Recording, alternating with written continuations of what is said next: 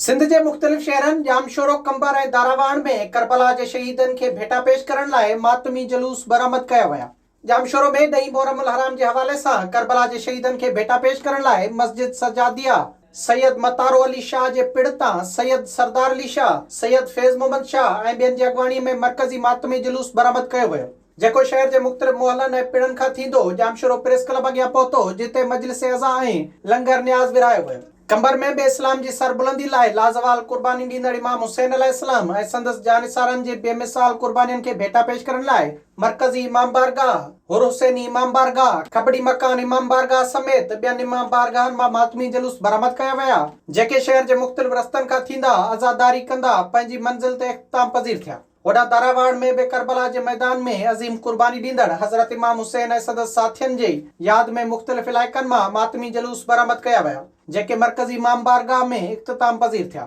मातमी जुलूसनि जे मौक़े ते सिक्योरिटी जा इंतहाई सख़्त इंतज़ाम कया विया हुआ। विज़िट कयो अवामी आवाज़ मीडिया ग्रुप की वेबसाइट awamiawaz.pk।